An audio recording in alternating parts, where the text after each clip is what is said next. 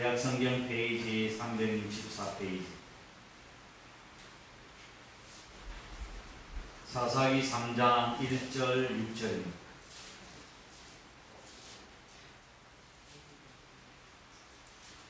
여호와께서 가나안의 모든 전쟁들을 알지 못한 이스라엘을 시험하려 하시며 이스라엘 자손의 세대 중에 아직 전쟁을 알지 못하는 자들에게 그것을 가르쳐 알게 하려 하사 남겨두신 이방 민족들은 블레셋의 5 군주들과 모든 가나안 족속과 시돈 족속과 바알 헤르몬 산에서부터 아맛 입구까지 레바논 산에 거주하는 히위 족속이라. 남겨두신 이 이방 민족들로 이스라엘을 시험하사 여호와께서 모세를 통하여 그들의 조상들에게 이르신 명령들을 순종하는지 알고자 하셨더라. 그러므로 이스라엘 자손은 가나안 족속과 헷 족속과 아모리 족속과 브리스 족속과 히위 족속과 여부스 족속 가운데에 거주하면서 그들의 딸들을 맞아 아내로 삼으며 자기 딸들을 그들의 아들들에게 주고 또 그들의 신들을 섬겼더라. 아멘.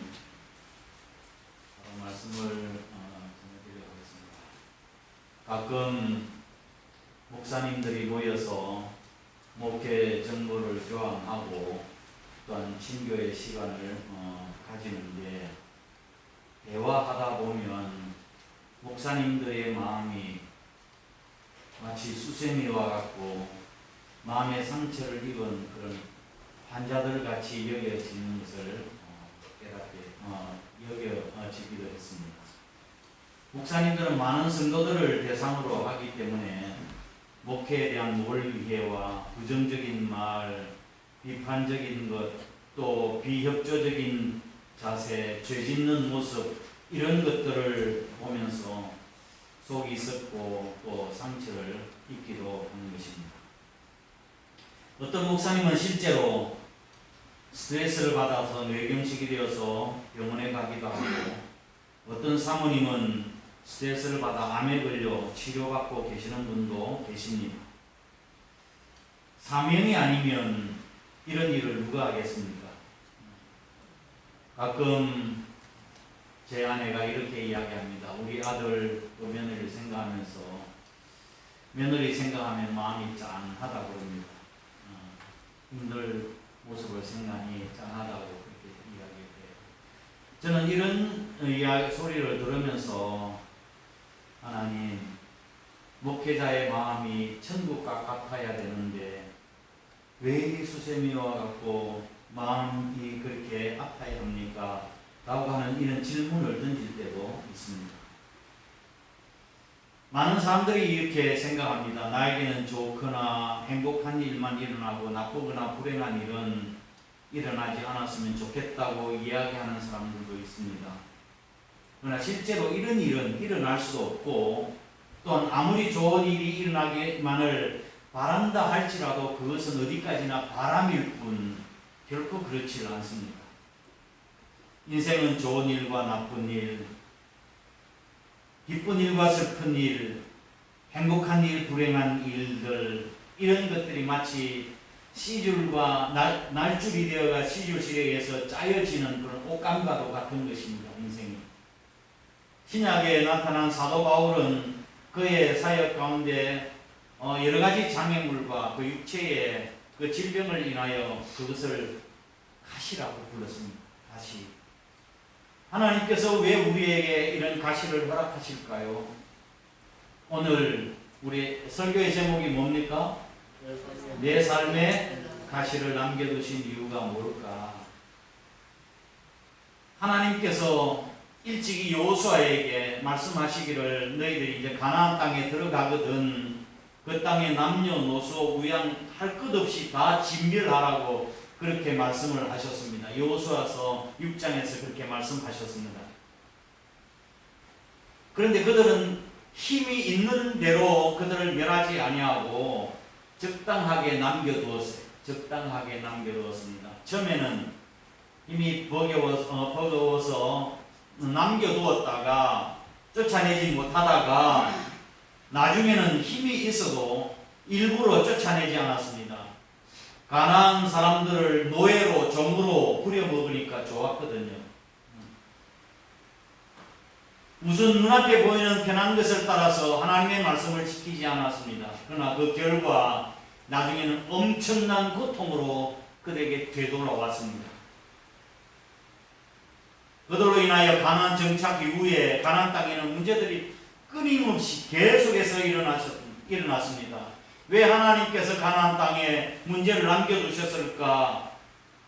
왜 우리 구원받은 우리들에게 또한 하나님의 거룩한 공동체 안에서 왜 문제가 자꾸 생길까? 왜 가시를 남겨두셨을까? 그 이유는 무엇일까? 그 첫 번째는 바로 우리를 강한 자녀로 만들기 위해서입니다. 오늘 본문 1절 2절 말씀을 같이 한번 읽어보겠습니다. 1절 2절 시작. 여호와께서 가나안 모든 전쟁들을 알지 못한 이스라엘을 시험하려 하시며 이스라엘 자손의 세대 중에 아직 전쟁을 알지 못하는 자들에게 그것을 가르쳐 알게 하려 하사 남겨두신 이방 민족들은 하나님께서 가나안 족속들을 모조리 다 쫓아내지 않도록 그냥 그대로 내어버려 두신 이유가 뭡니까? 1절 말씀 보면 시험하려 하시며 라고 했어요. 시험하려 하시며 특히 전쟁을 알지 못하는 세대들을 위해서 말씀이죠. 여기서 말씀하는 시련이라고 하는 말씀은 연단하다, 단련하다 그런 뜻입니다.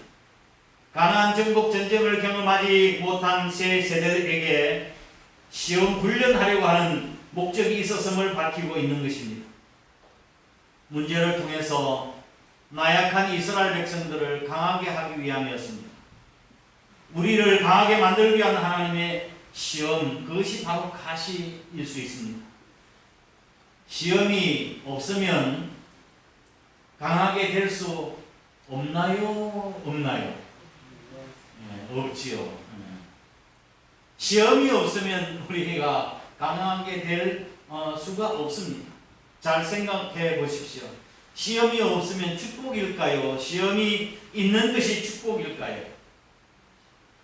시험이 없는 것은 좋기는 하지만 그것이 진정한 축복은 아닙니다. 시험이 없으면 준비도 없고 또한 성장도 없고 승리도 없는 거예요. 이 학생들 학교에서 공부할 때 시험이 없으면 공부 잘 합니까? 애들 공부하던가요? 저도 대학 다닐 때 교수님들이 레포트를 써내라고 책을 읽고 몇 권 읽고 레포트를 논문을 써내라고 그렇게 이야기를 합니다. 그렇게 안 하면 책을 읽나요? 공부를 하나요?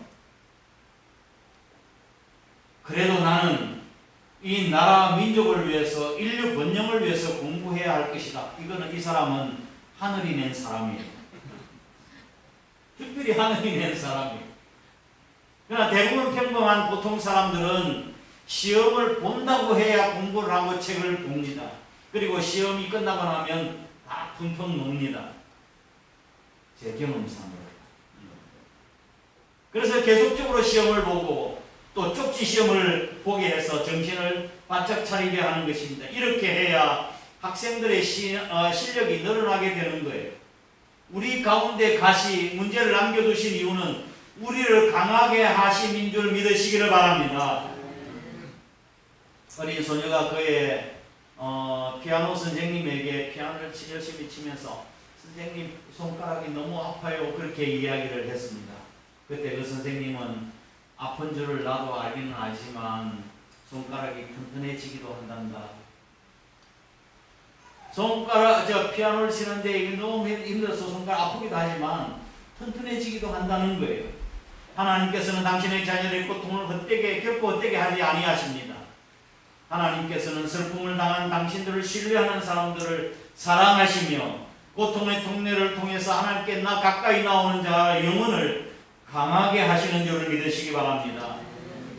하나님께서는 무가치한 영혼들에게는 시련을 허락하지 아니하십니다.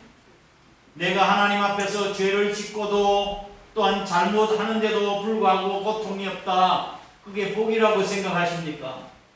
아무런 고통이나 시련이 없다. 내가 잘못하고 죄를 짓는데도 불구하고. 그 이유는 그 영혼이 무가치하기 때문에 그렇습니다. 내어버려 두시는 거예요. 이거를 한자로 이야기하면 유기라고 이야기하고 영어로 하면 give up, 포기라고 이야기합니다. 그 영혼들을 하나님이 포기하시는 거예요.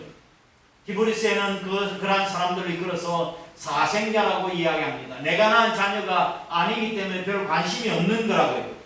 우리는 하나님의 백성, 하나님의 자녀로서 잘못할 때는 고난도 오고 가시도 있고 어려움도 있는 거라고요.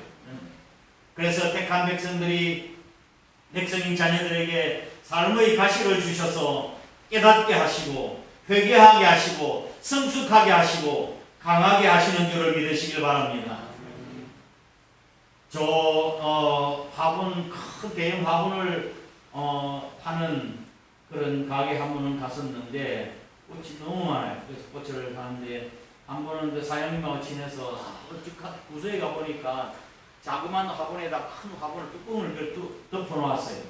그래서 저 사장님 저게 뭐예요? 그렇게 물었습니다. 그랬더니 그분이 사장님이 하시는 말, 그것은 더 뿌리를 깊이 내리라고 그렇게 어둡게 하는 것입니다 라고 이야기했습니다. 좀 이상하게 들릴지는 모르지만 분명한 사실은 뿌리를 더 깊이 내리기 위해서는 그 주위를 어둡게 할 필요가 있는 거예요. 이처럼 하나님께서 고난을 통해서 삶의 가시를 통해서 강하게 하고 성숙하게 하시는 것입니다. 할렐루야. 하나님께서 왜 우리의 삶 속에 가시를 남겨두신 이유가 뭘까요? 두 번째로는 우리의 믿음을 검증하기 위해서, 우리의 믿음을 뭐하기 위해서? 검증하기 위해서입니다. 4절 말씀을 다시 한번 읽어보겠습니다. 4절 시작.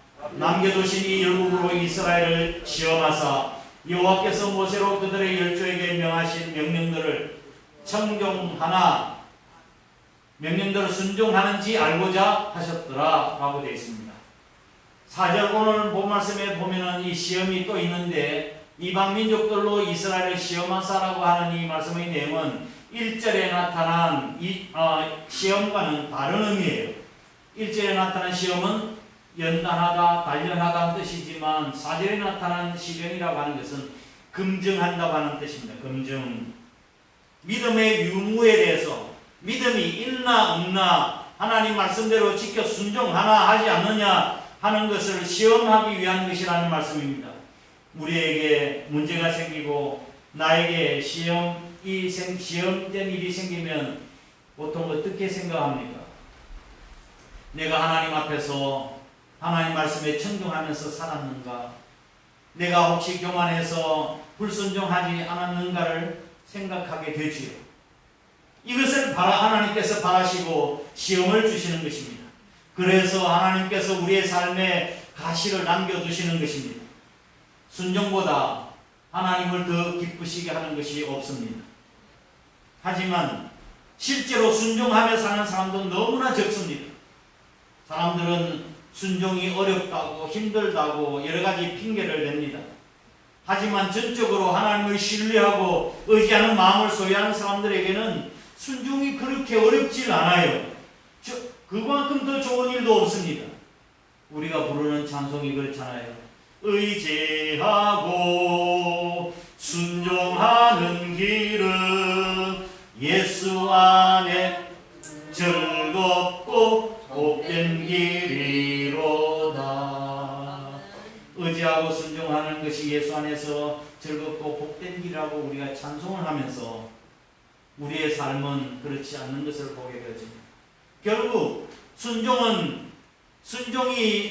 어렵기 때문에 그 순종하지 못하는 것이 아니라 마음 자세가 문제라는 것을 우리에게 가르쳐 주는 거예요. 마음이 하나님을 전적으로 의지하고 또 하나님을 기쁘시게 생각한다면 저절로 순종이 이루어지는 것이죠. 하나님께서 우리에게 문제를 남겨두신 것은 정말 우리가 하나님 중심적인 삶을 살고 있는가, 하나님의 말씀을 청종하고 있는지, 잘 듣고 순종하고 있는지 검증하기 위해서 남겨두신 것입니다. 그러므로 우리가 시험을 만나고 우리의 삶의 가시가 우리에게 있을 때, 마음이 아프고 시험거리를 만났을 때 불평하지 말고 그 시험을 잘 치르는 학생이 되어야 합니다. 우리의 마음을 강팍하게 만들면 안 됩니다. 여러분을 괴롭게 하기 위한 가시가 아닙니다. 여러분들을 순종의 사람으로 만들어 복 주시려는 것인 줄 알고 순종의 삶을 사시기를 주의 이름으로 축원합니다. 아멘. 세 번째, 하나님께서 왜 우리의 삶 속에 가시를 남겨두셨을까요? 그 가시는 우리가 하나님을 찾고 또 그릇된 삶에서 돌이키도록 하기 위해서입니다. 우리가 다시 말하면 우리가 하나님 앞에서 하나님을 찾고 기도하는 사람이 되도록 하기 위한 거예요. 그래서 불통도 주시고 문제도 주시고 시험도 주십니다. 대부분의 환난과 고통은 하나님께 순종하지 아니하고 내 멋대로 살고 죄를 짓게 될 때 오는 수가 대부분입니다. 그래서 불순종하고 제 멋대로 살다가 가시가 고통이 오면 잘못을 깨닫고 회개하는 사람도 많습니다. 시편 기자 다윗도 119편 67절에 고난 당하기 전에는 내가 그릇 행하였더니 이제는 주의 율례를 배우게 되었나이다. 그리고 71절 고난 당하는 것이 내게 유익이라 이로 인하여 내가 주의 율례를 배우게 되었나이다 라고 고백했습니다. 과거의 위인들에게 한번 물어보십시오. 가장 잊지 못할 풍요의 자리가 어떤 자리였는가를 한번 물어보신다면 아마 그들의 대답은 대부분 내가 엎드렸던 차가운 바닥이라고 그렇게 이야기할 것입니다. 아브라함에게 한번 물어보십시오. 그것은 모리아 제단에서 내가 그것이 가장 잊지 못할 풍요의 자리라고 대답했을 것입니다. 요셉에게 물어보면 차가운 감옥을 가르칠 것입니다. 모세에게 물어보면 생사의 고비를 걷는 나일강이라고 이야기할 것입니다. 다윗은 내가 고난의 밤에 내가 노래를 지었다고 말할 것입니다. 욥은 하나님이 북궁 가운데서 응답하셨다고 말할 것이고 베드로는 바다에서 순종을 배웠다고 이야기할 것입니다. 사도 요한에게 물어본다면 내가 밤무슨 기도굴에서 제일 큰 은혜를 받았다고 이야기할 것입니다. 바울은 자기의 눈을 멀게 한 빛에서 내가 영감을 보았다고 이야기할 것입니다. 한 번 더 예수님께 물어보십시오. 그분은 이렇게 대답하실 것입니다. 겟세마네 동산 차가운 땅바닥에서 내가 왕권을 받았노라. 뜻하지 않는 가시 때문에 낙심되십니까? 그러나 기억하시기 바랍니다. 지금의 고난은 우리 안에 있는 가장 아름다운 씨앗들이 알라리 연결기 위한 보석같이 귀한 시간임을 깨닫고 하나님을 더욱더 의지하고 나의 잘못된 축복합니다. 아멘. 환난과 고통과 실패를 통해서 하나님께 순종하며 하나님의 뜻대로 사는 방법을 가르쳐 주기 위한 것이기 때문에 그래서 우리에게는 가시가 유익이요 축복입니다. 이것을 깨닫는 자가 복된 자임을 믿으시길 바랍니다. 고통이 오기 전에 깨닫는 사람은 아름다운 사람이라고 했습니다. 그리고 난 뒤에 고통이 와서 깨닫는 사람 그나마 복된 사람이라고 이야기합니다. 그러나 가시가 와도 고통이 와도 깨닫지 못한 사람은 불행한 사람이라고 이야기합니다. 미련한 사람이라고 말합니다. 하나님께서 우리에게 고통을 주시고 삶의 가시를 주신 이유는 교만한 생각을 버리고 하나님을 의지하도록 하기 위함인 것입니다. 우리 자신의 연약함을 깨달으라고 주시는 것이 하나님을 의지하라고 주시는 것이고 기도하고 엎드리라고 우리에게 가시를 주시는 것입니다. 인간적인 생각을 버리고 하나님을 믿으라고 우리에게 주시는 것입니다. 생각해 보십시오. 우리가 언제 하나님 앞에 엎드리는가요? 편안하고 형통할 때 그 사람 정말 예수님 같은 분이에요. 아무 문제가 없고 편안한데도 하나님 앞에 무릎을 꿇는다고 하는 것은 예수님과 같은 분이죠. 아무 일 없는데도 늘 기도하는 분이 있다. 이런 분들은 존경해야 합니다. 나는 그런 분들을 존경합니다. 그러나 대부분의 사람들은 보통 형통하고 편안할 때 하나님 앞에 엎드리지 않습니다. 사람이 엎드리는 경우에는 하나님 앞에 진지하게 되어지는 경우는 문제를 만났을 때입니다. 마음에 괴로움이 있고 답답하고 속이 상할 때 아닙니까? 왜 문제를 아주 없애주지 않으실까요? 기도하는 사람이 되도록 하기 위함인 것입니다. 기도하라고도 말씀을 하시는데 문제를 주시는데도 기도하지 않는 것은 미련한 사람이에요. 불행한 사람이에요. 우리는 고난이 오기 전에 가시가 나에게 주어지기 전에 기도하는 사람이 되시기를 주의 이름으로 축복합니다. 사랑하는 우리 성도 여러분, 문제가 없기를 위해서 기도하지 말고 문제 때문에 기도를 배워가시기를 주의 이름으로 축원합니다. 말씀을 정리하겠습니다. 오늘 본문에서 하나님은 당신의 백성을 시험하시는 주체로 등장하고 계십니다. 2절 말씀 여호와께서, 4절 말씀 여호와께서 이스라엘 백성들을 시험하사라고 말씀하고 계십니다. 시험하시는 주체가 누구예요? 여호와 하나님이십니다. 그러나 시험을 제공하는 주 원인은 하나님이 아니십니다. 시험의 주 원인은 어디까지나 인간에게 있습니다. 즉 하나님께 대한 불신앙, 불순종으로 말미암아 파생된 여러 요소들이 곧 시험의 요인으로 작용하고 있는 것입니다. 이스라엘 백성들은 그래서 하나님께서 가시를 두셨는데도 불구하고 계속해서 오늘 본 말씀 뒷부분 가보면 이방 민족들과 결혼하고 또한 우상을 숭배하고 이런 잘못된 죄를 저질렀던 거예요. 사실 이스라엘 백성들이 하나님의 언약을 성실하게 수행했더라고 한다면 그들은 자신들을 시험에 빠지게 하는 요소들이 발생하지 않았을 것입니다. 그러나 그들은 하나님과의 언약을 지키지 아니하고 하나님께서 분부하신 명령을 태만히 함으로써 결국은 스스로 시험에 빠지는 과오를 범하게 된 것입니다. 우리 집에 이것만 없으면 아무 걱정이 없는데 라고 하는 이것, 우리 집에는 이것만 해결되면 아무 걱정이 없어요. 그게 뭡니까? 그것이 저와 여러분의 삶에 주신 하나님의 가시예요. 우리가 겸손하려고 하지만 겸손한 일에 실패할 때, 우리가 버려야 할 것을 버리지 못하고 끊어야 할 것을 끊어버리지 못할 때 하나님께서 우리로 하여금 그걸 끊게 하십니다. 무엇을 통해서요? 삶의 가시를 통해서. 우리 삶의 가시가 무엇입니까? 어떤 육체의 질병입니까? 자녀 문제입니까? 경제 문제입니까? 사회적인 멸시 문제입니까? 무엇이 문제입니까? 삶의 가시가 찾아왔을 때 이렇게 한번 명상해 보시면 좋겠습니다. 그러면 답을 찾을 수 있을 것입니다. 고통에는 반드시 뜻이 있다. 전에는 몰랐으나 고통을 당한 뒤 비로소 내 자신의 모습을 보게 되었다. 고통의 상황에 절망할 것이 아니라 고통 너머의 절대자를 의지하라. 하나님께서는 마음이 상한 자, 회개하는 자를 가까이 하신다.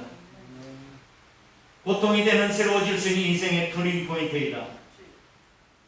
저와 여러분도 하나님 앞에서 삶의 가시로 인해서 명상을 통해서 겸손해지고 내 자신을 쳐서 하나님께 복종시키며 성령님의 음성에 순종해서 우리도 다윗처럼 사도 바울처럼 위대한 하나님의 손에 붙들려 쓰임받았던 일꾼들처럼 아름다운 도구로 쓰임받기를 주의 이름으로 축복합니다. 아멘. 다 함께 일어나셔서 620장 찬양 드리겠습니다.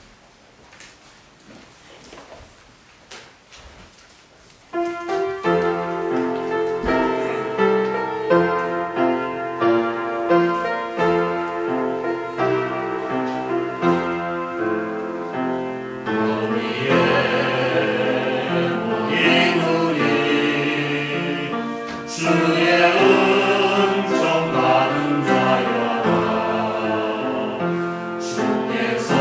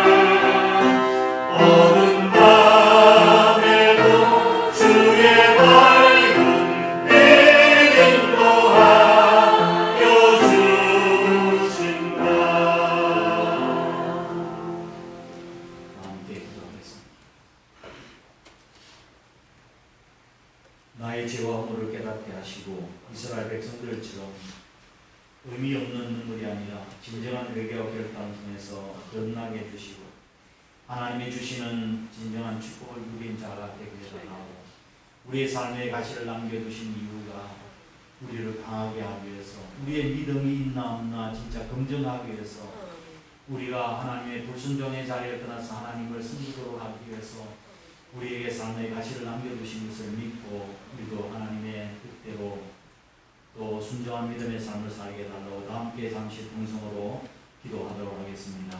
고마우신 아버지 하나님, 주님의 크신 은혜와 사랑을 감사드립니다. 우리가 살아오면 만나게 되어지는 여러가지 삶의 가시 또 그로 인하여 불평하고 원망할 때가 많았음을 주님 앞에 고백합니다. 그러나 오늘 말씀, 성경 말씀을 통해서 우리의 삶의 가시를 남겨두신 이유는 우리로 강하게 하기 위해서 또 우리의 믿음이 있는가 없는지 우리의 순종의 삶을 사는지 그렇지 않는지 우리의 믿음을 긍정해 주실 뿐만 아니라 또한 우리가 하나님을 떠난 자리에서 다시 돌아오게 하고 하나님의 백성으로 부끄러움없는 삶을 살도록 하기 위한 하나님의 은혜임을 깨닫게 해주신 것을 감사합니다.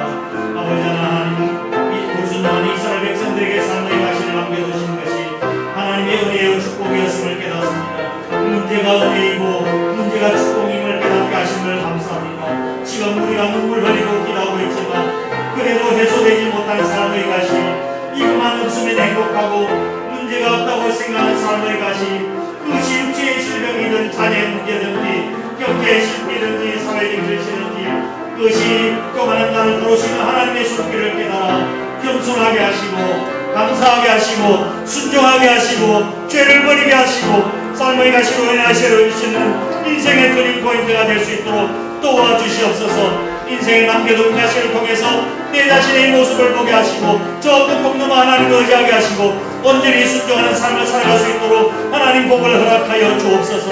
진정한 해결과 결단을 통해서 거듭나게 하시고 하나님이 주시는 진정한 축복을 영으로 누리는 우리 모든 식구들이 다 될 수 있도록 하나님 복 주시며 은혜를 허락하여 주옵소서. 그렇게 살겠다고 우리가 다짐하고 이 시간 주님 앞에 일어섰습니다.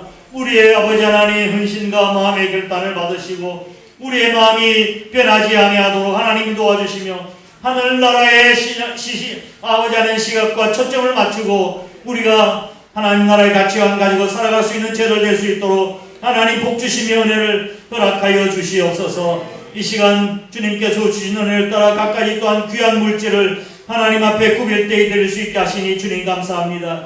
소득의 11조와 감사한 예물, 선교하는 예물, 아버지 하나님 교회 건축과 차량 예물, 1,000번 예물, 또한 아버지 하나님 여러가지 아버지 하나님 예물을 주님께서 선한 사마리아 헌금 예물을 받으시고 하나님 나라의 창고에 복된 상급으로 쌓여질 수 있도록 하나님 복주시며 은혜를 허락하여 주옵소서.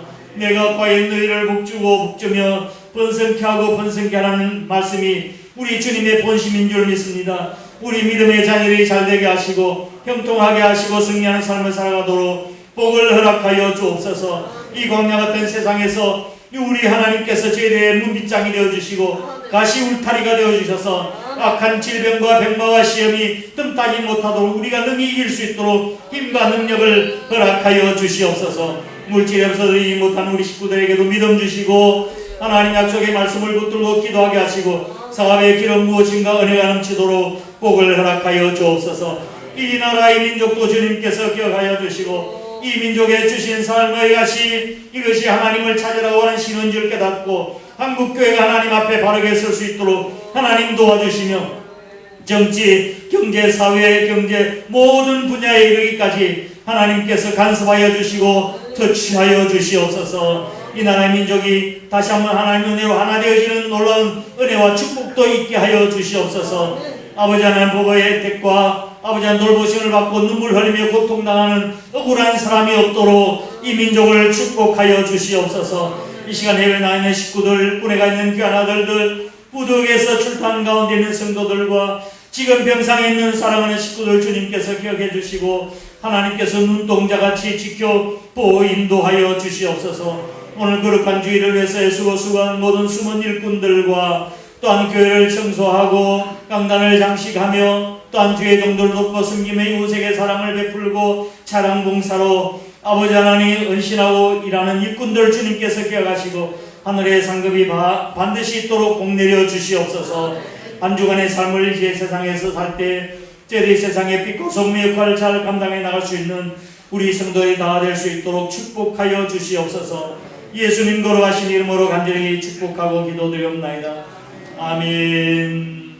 이제는 우리 구주 예수 그리스도의 크신 은혜와 하나님 아버지의 극진하신 사랑하심과 성령님의 위로 교통하심이 우리의 삶의 가시를 남겨두신 이유가 하나님의 은혜요 축복임을 깨닫고 불평하지 아니하고 우리의 맡겨진 자리에서 최선을 다하고 충성하기로 마음으로 다짐하는 거룩한 주 백성들과 우리 한 사람께 전체 위에 이 나라의 민족이 항상 함께 하시옵기를 간절히 축원하옵나이다. 아멘.